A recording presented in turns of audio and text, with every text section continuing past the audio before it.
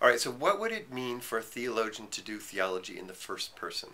What if you took somebody who writes brainy books and you had him say, this is my testimony. And I want to start that by saying, here's my location. Faith came natural and it came early to me. It's easy for me to understand myself as a Christian, as a follower of Jesus Christ, as somebody who wants to submit his life to Jesus' model. Also, biblically, I see Jesus as the one who perfectly instantiated God's love, that is, a love of self-giving. And I'm moved at the center of my life and theology by that passage from Philippians 2, by the self-emptying of Jesus Christ. I think I'd love to see a church that spent much more time looking at self-emptying and talking a little bit less about glorification.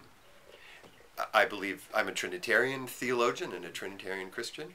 I believe in a creation out of nothing by God, and I have confidence and hope for the final history of the world. If one has that kind of confidence of faith, one can do some pretty radical things in theology. And my call is for people to be involved in doing a theology that is willing to ask the questions and go out there side by side with the big boys and girls. Sorry. And that means that one can do a theology where one says to the philosophers, you want to have arguments? I'm willing to follow the arguments wherever they take. I've got a starting point. I just told you what it was. But you know what? You have a starting point too. So let's sit down and talk. If we're emergence people, we might do that at a conference and then go get a beer afterwards. And in some of my churches, we do it with grape juice. But let's sit down and let's do the talking. And you raise the arguments, and I'm going to give the best possible answers I can give. Not only that, but I'm going to say that I will take the results of these conversations seriously. And if they lead me to a place where I can't give an answer, I'm going to tell you that my assertions are open in principle to change. And that I will walk through this valley of the shadow of your arguments with a complete integrity and as open to the rational discourse as you are. Not only that, I'm not going to appeal to my faith in such a way that it bypasses the truth question. I think that Christianity is about assertions of truth.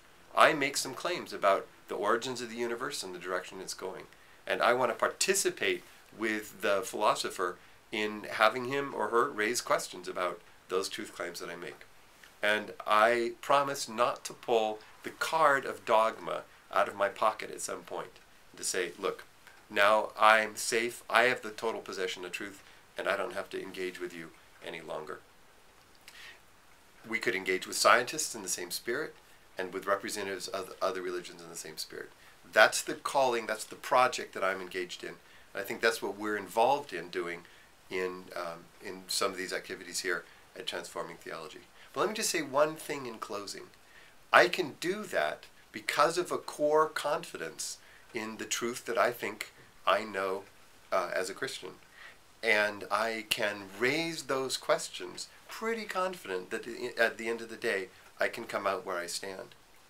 But even if I were unable to make the argument, I think I would still find that faith that just won't give up at the end.